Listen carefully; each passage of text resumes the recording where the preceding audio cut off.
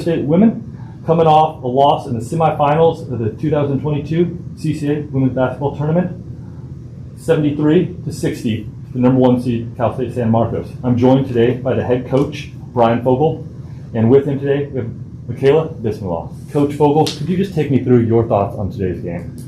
Today's game, well, first, all the credit goes to San Marcos. They're a really well-coached team. They're going to represent the CCAA and when they get into the NCAAs, because whether they win or they lose tomorrow, they're probably going to be advanced. And so, I wish them the best.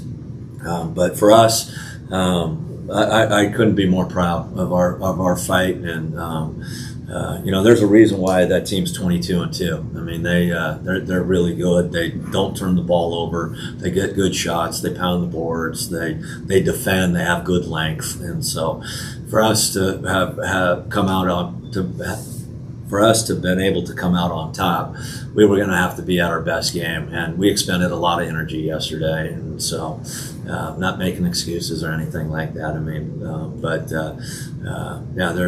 they're a good team. Michaela, I know it is always bittersweet to see a season end, something like this. I know you're the lone senior on the team, but that also comes with the other side of things, meaning there's a lot of younger people on this team. Tell me about just the experience you think that helped those freshmen that went through this first tournament experience, even though it's CCAA tournament, how this will help build the program, so hopefully success is set up for the future. I think that next year and years forward, we're going to do amazing. This is one of the best teams that I've played on, for Chico especially. We have so much talent with everybody, especially our point guard, Charity Gallegos. She is going to take us so far. So excited for her.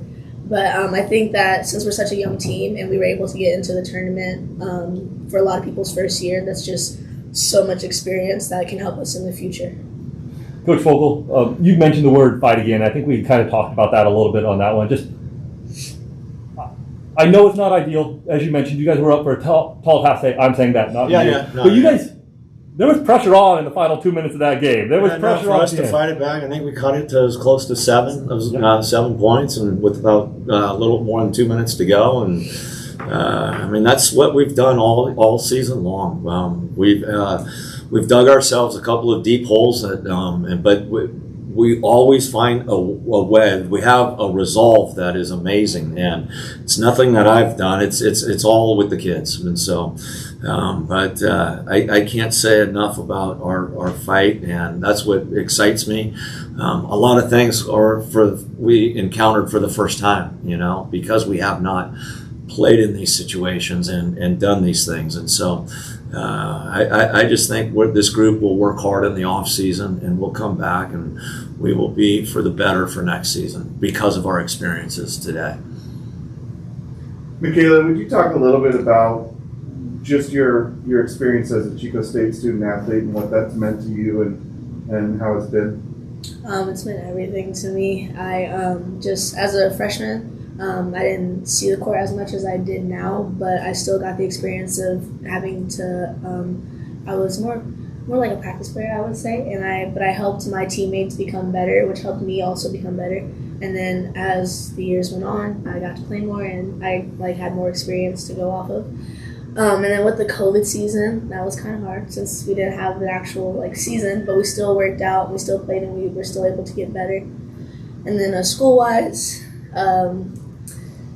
Chico's been fun school-wise. It's been really enjoyable. The classes have gotten a little harder for me, but that's okay because I made the most of it, I think. So I'm excited to go on to the future. Can I chime in on a little bit on that? She's being very modest because that's who she is. She's a really good student. She's a very good student. She's going to go on and she's going to go to grad school.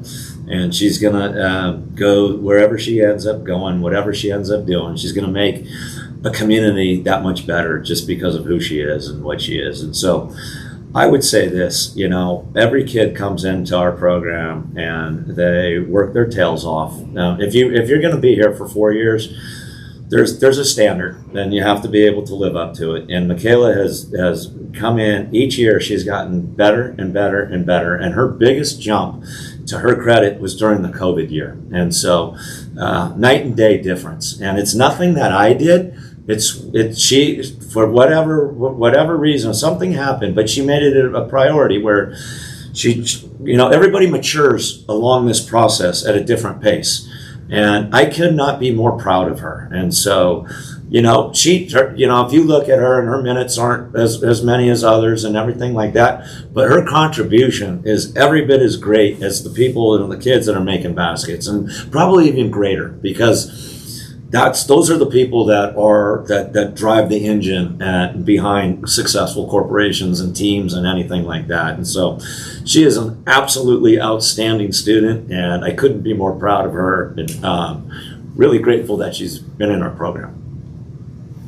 Well, thank you, Coach. Thank you, Michaela. It's great watching you. And, Coach, we'll see you back next year. Yep. That's